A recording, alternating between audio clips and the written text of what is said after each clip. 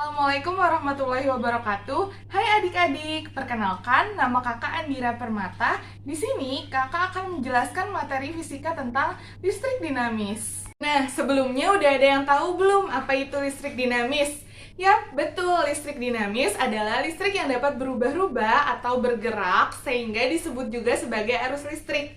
Perlu diketahui, arus listrik mengalir dari kutub negatif menuju ke kutub positif atau dari potensial tinggi.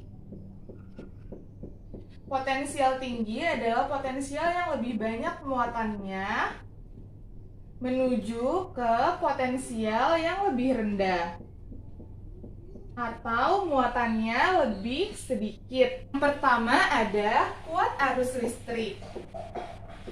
Kuat arus listrik terjadi jika ada perpindahan elektron. Dirumuskan dengan I sama dengan Q dibagi T, di mana I adalah kuat arus listrik dengan satuan ampere, Q adalah jumlah muatan listrik dengan satuan kolom, dan T adalah selang waktu dengan satuan sekon. Kedua, ada beda potensial. Beda potensial adalah banyaknya energi listrik yang dibutuhkan untuk mengalirkan setiap muatan listrik dari ujung penghantar.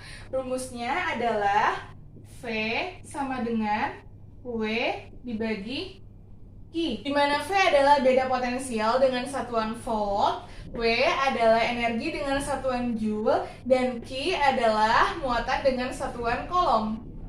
Sekarang yang ketiga. Yang ketiga ada hambatan. Hambatan rumusnya adalah R sama dengan Rho dikali I dibagi A, di mana R adalah hambatan dengan satuan ohm, Rho adalah hambatan jenis dengan satuan ohm milimeter kuadrat per meter, I adalah kuat arus dengan satuan ampere, dan A adalah luas penampang dengan satuan meter kuadrat. Nah, yang keempat ada hukum ohm. Hukum ohm adalah gabungan dari ketiganya, antara lain kuat arus listrik, beda potensial, dan hambatan. Rumus hukum ohm adalah V sama dengan I dikali R, di mana V adalah beda potensial dengan satuan volt, I adalah kuat arus dengan satuan ampere, dan R adalah hambatan dengan satuan ohm. Atau bisa juga I sama dengan V dibagi R, atau R sama dengan V dibagi I. Berdasarkan kemampuannya untuk menghantarkan arus listrik, jenis bahannya dapat dibedakan menjadi 3, yaitu yang pertama ada konduktor. Konduktor adalah bahan yang paling mudah untuk menghantarkan arus listrik.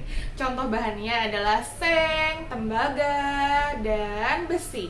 Yang kedua ada isolator. Isolator adalah bahan yang tidak dapat menghantarkan arus listrik.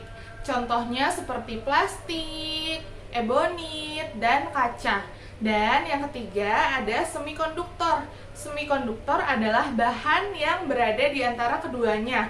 Jika suhunya tinggi, maka jenis bahannya akan bersifat seperti konduktor. Sedangkan pada saat suhu rendah, jenis bahannya bersifat seperti isolator. Nah, adik-adik, cukup sampai di sini dulu ya penjelasan video tentang listrik dinamis hari ini.